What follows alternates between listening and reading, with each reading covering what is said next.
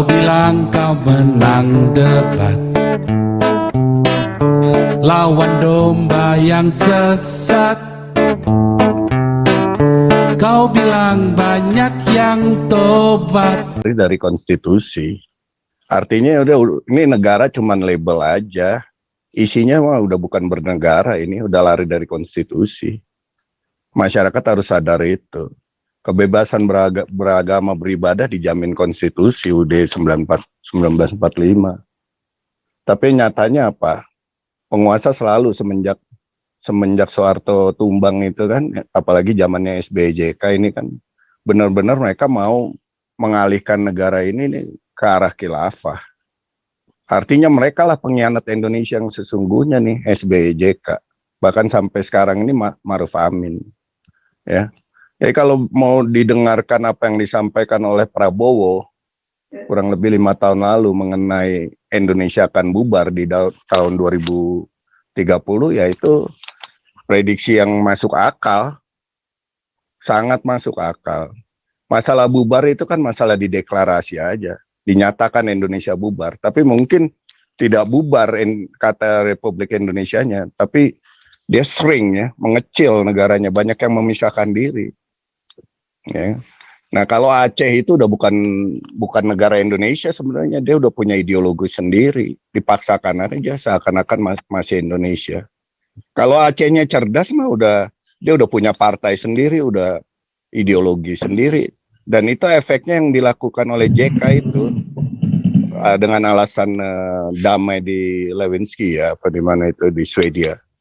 Itu kan ibaratnya dia sengaja untuk naruh bibit kehancuran Indonesia lewat Aceh itu. Ini otak jahatnya JK, Yusuf Kala. Ya, kalau kita bicara konstitusi ya, nggak boleh begitu ada ideologi di dalam ideologi negara. Nah sekarang diikutin oleh Padang, oleh Jawa Barat ya, Aceh, Bandung, Jawa Barat, nanti pasti Jawa Tengah, Jawa Timur, Madura, Padang, Sumatera, Makassar, Sulawesi Selatan daerahnya asalnya Yusuf Kala, Sulawesi Tengah, Kendari, Sulawesi Tenggara sampai Bau-Bau, Lombok, Maluku Utara, itu semuanya pasti akan mengarah ke khilafah semua, mayoritas mereka di sana, khususnya di Pulau Jawa. Ya, pasti pecah lah Pak, ini pasti pecah. Ya masalah nanti yang mau bertahan dengan Republik Indonesianya bisa kita lihat. Yang paling bertanggung jawab ya itu pusat rezim sekarang.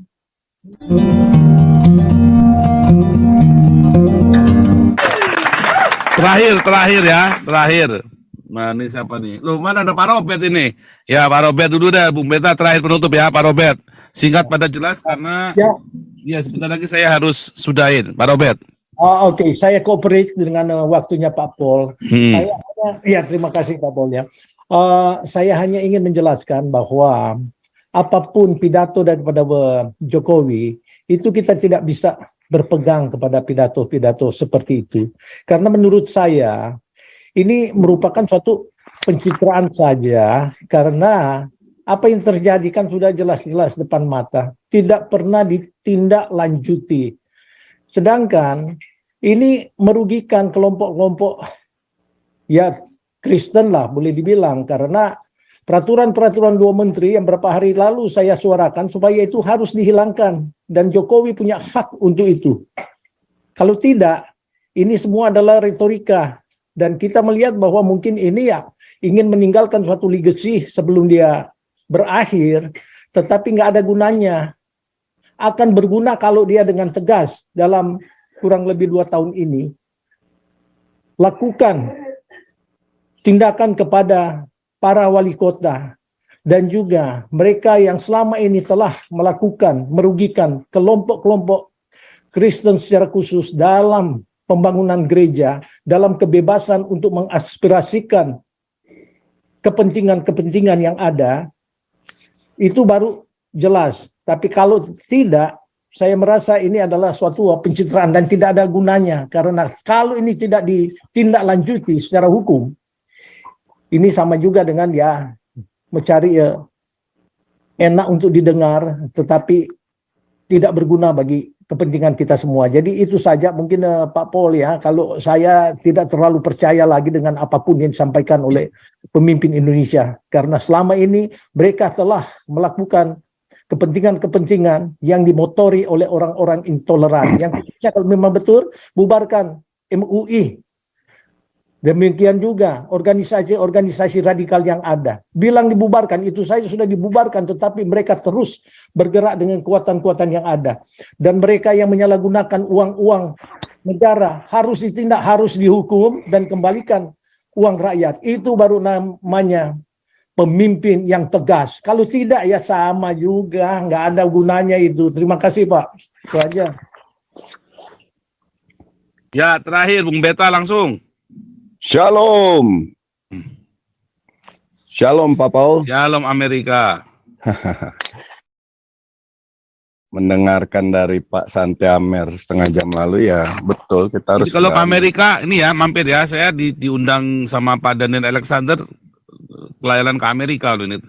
Cuma saya lagi minta ditunda dulu semester depan karena saya baru ini kan saya yang di Haifa kan masih admisi ulang kan. Jadi saya minta habis admisi saya nanti ke Amerika, mungkin Juli atau Agustus kali. Kabarin Pak. Ya. Kalau lanjut. kalau ke PR ya kabarin saya Pak. Iya pasti nanti saya kabarin begitu saya mau berangkat saya kabarin nanti ya. Iya. Oke. Iya, Pak. Lanjut. Ya mendengarkan Pak Santi Amer tadi ya betul. Kita punya kemerdekaan itu adalah hak segala bangsa. Sementara Indonesia ini sudah lari dari konstitusi. Artinya udah ini negara cuman label aja. Isinya mah udah bukan bernegara ini, udah lari dari konstitusi. Masyarakat harus sadar itu. Kebebasan beragama beribadah dijamin konstitusi UUD 1945. Tapi nyatanya apa? Penguasa selalu semenjak Soeharto tumbang itu kan, apalagi zamannya SBY-JK ini kan benar-benar mereka mau mengalihkan negara ini nih ke arah khilafah. Artinya mereka lah pengkhianat Indonesia yang sesungguhnya nih SBY-JK. Bahkan sampai sekarang ini Ma'ruf Amin. Ya. Jadi kalau mau didengarkan apa yang disampaikan oleh Prabowo kurang lebih 5 tahun lalu mengenai Indonesia akan bubar di tahun 2030 ya itu prediksi yang masuk akal. Sangat masuk akal. Masalah bubar itu kan masalah dideklarasi aja. Dinyatakan Indonesia bubar, tapi mungkin tidak bubar kata Republik Indonesianya, tapi dia sering ya mengecil negaranya, banyak yang memisahkan diri. Ya. Nah kalau Aceh itu udah bukan negara Indonesia sebenarnya, dia udah punya ideologi sendiri, dipaksakan aja seakan-akan masih Indonesia. Kalau Acehnya cerdas mah dia udah punya partai sendiri, udah ideologi sendiri. Dan itu efeknya yang dilakukan oleh JK itu dengan alasan damai di Lewinsky ya, apa di mana itu di Swedia. Itu kan ibaratnya dia sengaja untuk naruh bibit kehancuran Indonesia lewat Aceh itu. Ini otak jahatnya JK, Yusuf Kala. Ya kalau kita bicara konstitusi ya, nggak boleh begitu ada ideologi di dalam ideologi negara. Nah sekarang diikutin oleh Padang, oleh Jawa Barat ya, Aceh, Bandung, Jawa Barat, nanti pasti Jawa Tengah, Jawa Timur, Madura, Padang, Sumatera, Makassar, Sulawesi Selatan daerahnya asalnya Yusuf Kala, Sulawesi Tengah, Kendari, Sulawesi Tenggara sampai Bau-Bau, Lombok, Maluku Utara, itu semuanya pasti akan mengarah ke khilafah semua, mayoritas mereka di sana, khususnya di Pulau Jawa. Ya, pasti pecah lah Pak, ini pasti pecah. Ya masalah nanti yang mau bertahan dengan Republik Indonesianya bisa kita lihat. Yang paling bertanggung jawab ya itu pusat rezim sekarang. Kalau masih ada waktu untuk Jokowi 1,5 tahun efektif sampai 2024 September Oktober dia meninggalkan istana. Ya ibaratnya efektifnya 6 bulan inilah sebelum masuk ke masa pemilu. Dia harus bilang itu KTP nggak boleh lagi ada kolom agama, negara harus dipisahkan dari aturan agama, ya nggak boleh lagi ada aturan-aturan Perda Syariah itu di dalam Republik Indonesia. Itu udah ngawur, udah merusak kesepakatan berdirinya Republik Indonesia ini. Nah TNI di mana TNI?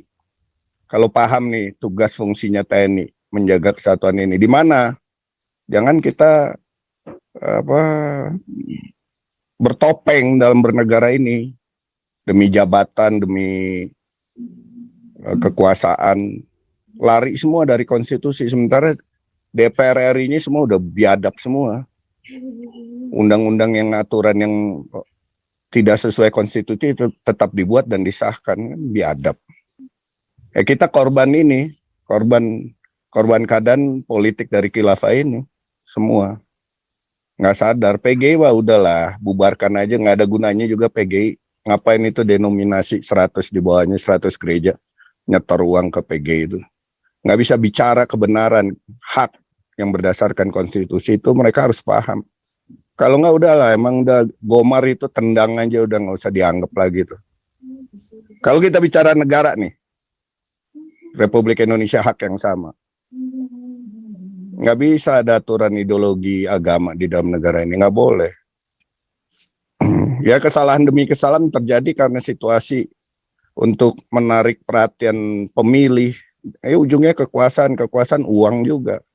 Kemarin saya dengar Kapolri bicara mengenai Morowali. Pelintat-pelintut Pak, nggak tegas, kayak terlalu hati-hati. Itu memang dia pidatonya di Istana Kepresidenan ya, kalau lihat backgroundnya ya. Tapi dia harusnya tegas dong, ya kan? Jangan bawa-bawa perasaan. Namanya hukum tuh harus tegas, mau pandang siapapun sikat, ya kan? Inti persoalannya diungkap, provokatornya nggak usah pakai inisial, siapa nama provokatornya sebut, tangkap, periksa, dan kalau terbukti salah tindak tegas. Masalah GNI perusahaannya juga ada kong kali kong, masalah nggak beres, masalah keuangan juga bongkar siapa terlibat di situ. Andaikan Luhut pun terlibat situ, bongkar. Ini efek semuanya kan berjalan nih. Ya. Oh alasannya ada tenaga kerja asing ya. Karena mereka punya skill 1.500 tenaga kerja asing. Ya buktikan kalau memang mereka punya skill.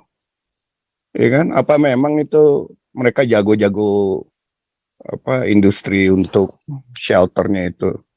Smelternya itu memang jago. Kalau enggak jangan cari ahli mah nggak perlu banyak. Untuk smelter itu mungkin 10 aja, tinggal siapkan kelasnya untuk warga negara lokal. PKI-nya diajarin bener, mentalnya juga dibenerin, income-nya juga diperbaikin. Tapi kan udah politik dagang semua. Nah dengan kerusuhan ini juga kan ibaratnya ada alasan kenapa masyarakat itu jadi beringas, jadi arogan. Pasti ada, bongkar, jangan takut. Kapolri ngomongnya kayak, oh tidak seperti itu. Enggak. Ada asap pasti ada api. Bongkar semuanya. Kenapa?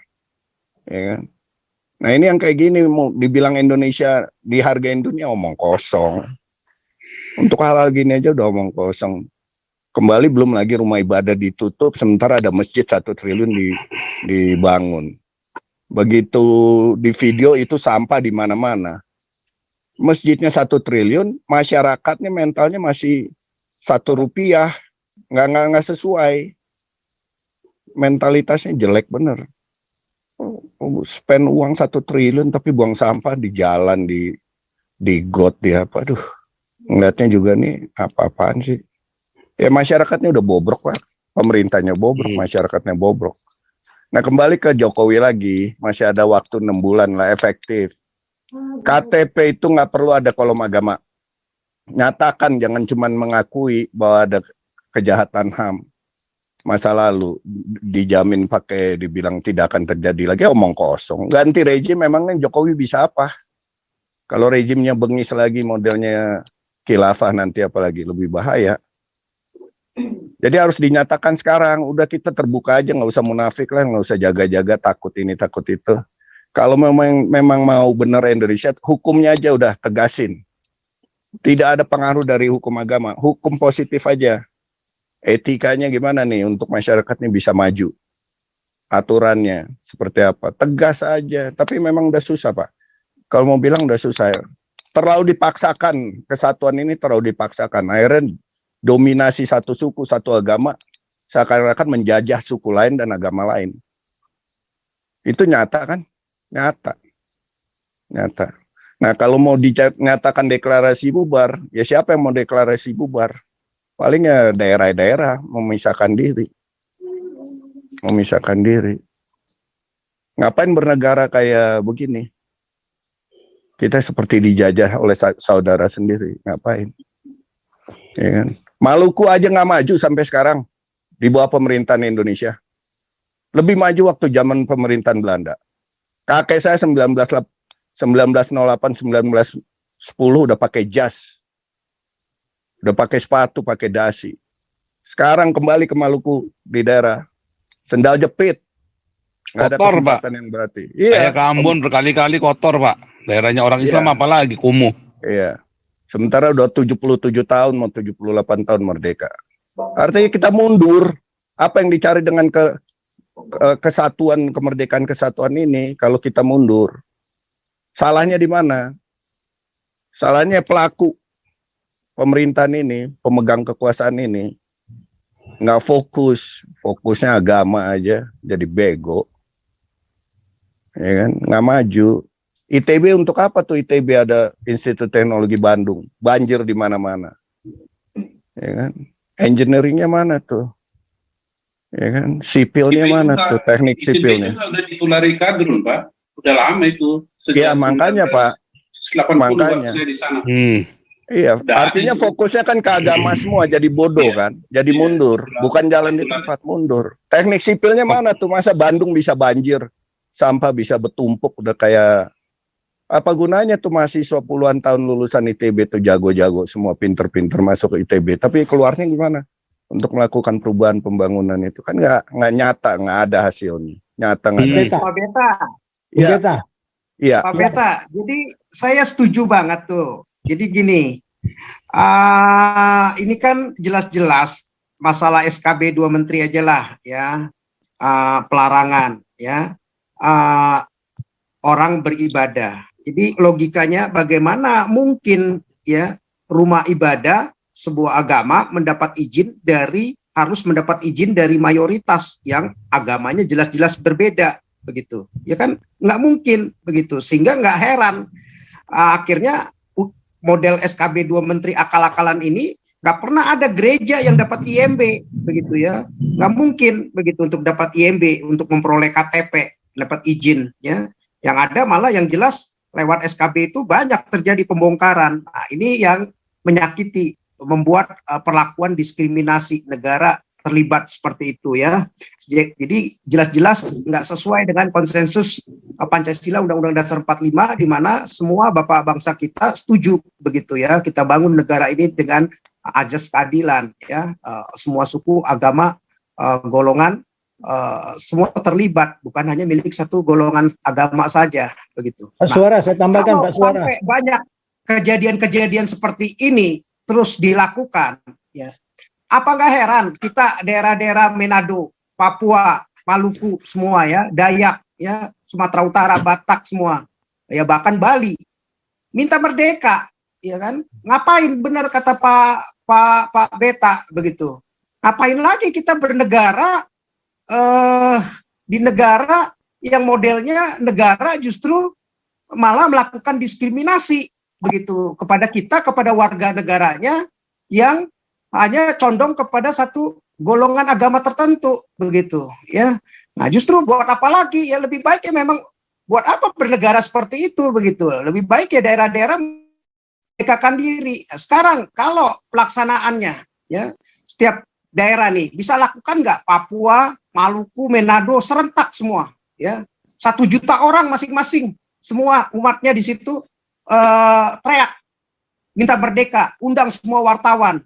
Jadi gempar nggak nih Indonesia ya kan, akan memalukan begitu. Nah, kalau Jokowi membiarkan hal ini terus lakukan seperti itu, SKB 2 menterinya tidak dicabut ya, udah jelas-jelas itu melanggar konstitusi dan akal-akalan para kadrun saja ya, model-model Maruf Amin, MUI, Anwar Abbas, JK ya, teman-temannya PKS yang nilainya paling cuma 10-15% jumlahnya begitu ya, nggak banyak begitu. Dan 85% termasuk muslim-muslim yang nasionalis, mereka setuju untuk cabut SKB 2 menteri ini. Nah, Jokowi akan jadi problem begitu di masa pemerintahannya. Justru di saat ekonominya dia mau klaim sebagai berhasil dalam pembangunan ekonomi terutama infrastrukturnya, dia hancur di urusan hukum, diskriminasi, model-model seperti ini begitu ya.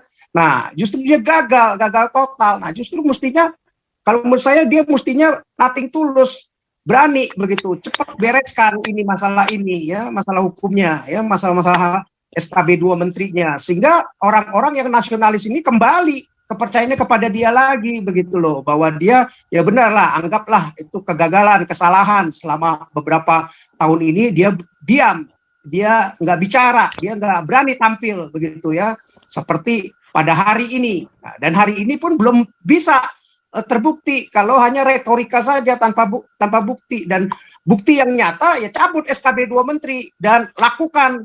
Apabila ada hal-hal yang kriminal, yang intimidatif, yang benar-benar melanggar Undang-Undang Dasar 45, tangkap itu. Jangan dibiarkan negara ini dipimpin orang-orang bodoh, model-model kadrun yang mau pakai hukum-hukum abad 7, abad 8 yang sudah ketinggalan, yang membodohi begitu ya, diketawailah sama dunia begitu ya. Nah, sebelum ini malah jadi hancur begitu. Nah, kita bukan orang bodoh lah ya, orang Kristen cukup sabar diajari seperti itu, tapi pasti suatu saat kalau terus hal ini ditampilkan, ya nggak heran nanti semuanya 1 juta orang di tiap-tiap daerah serentak memerdekakan diri, bersuara, ngundang seluruh internasional, kan jadi runyam, jadi problem, jadi masalah besar gitu ya. Betul, Pak Suara, saya tambahin dulu ya sebelum Pak Suara lanjutkan. Jadi KTP itu kalau tidak salah, kolom agama itu dicantumkan dalam KTP itu sekitar tahun awal 1970. Artinya 1945 ke 1970 tidak ada kolom agama. Tidak masalah. Ya kan, kenapa 1970 sampai hari ini harus ada kolom agama? Sementara itu menciptakan diskriminasi nyata di kehidupan sosial masyarakat. Orang jadi menanyakan agama yang nggak penting untuk dipertanyakan. Tanyakan kemampuan kerjamu apa, produktivitasmu apa. Itu yang lebih harus difokuskan untuk memajukan industri Indonesia. Ya. Nah, kalau bicara agama, saya mau baca dulu nih Pak, konstitusinya nih ya. UUD 1945 pasal 28E ayat 1 ditegaskan bahwa setiap orang bebas memeluk agama dan beribadat menurut agamanya, memilih pendidikan dan pengajaran, memilih pekerjaan, memilih kewarganegaraan, memilih tempat tinggal di wilayah negara, dan berhak kembali.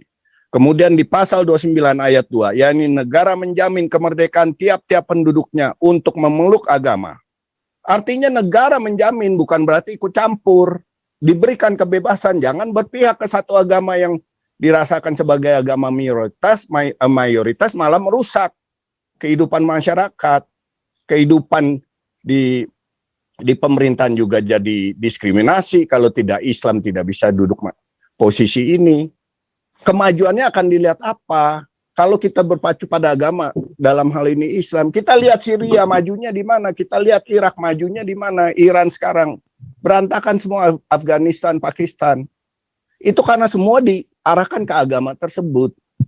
Nah, kalau mau lihat, belajar dari Amerika, memisahkan gereja dari negara. Nggak ada urusan lo agamanya apa, di KTP saya di sini, ID saya, nggak ada itu kolom agama. Tidak ditanya kamu agama. Masalah diskriminasi, iya tetap ada. Tapi individu per individu, bukan negara terlibat sebagai provokator diskriminasi. Bung Beta, karena saya harus jalan ini, harus ditutup sekarang. Ya, silakan Pak Paul. Iya, Robert Mawengkang, silakan tutup dalam doa Pak Robert. Ya, terima kasih Pak. Cuma saya tambahkan untuk Beta Maluku. Jangan panjang-panjang, karena saya harus tutup beneran tutup ini.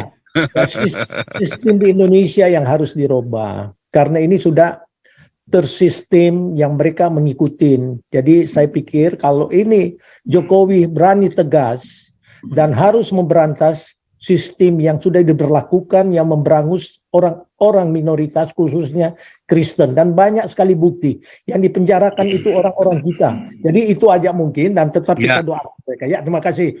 Silakan tutup. Ya, sebelum tutup doa Pak Paul untuk menghajar diskriminasi ini, dukung Ahok. Nggak penting latar belakangnya apa, punya hak menjadi presiden Indonesia. Kita semua punya hak. Ya, silakan Bung Robert, Pak Robert. Bapa di sorga.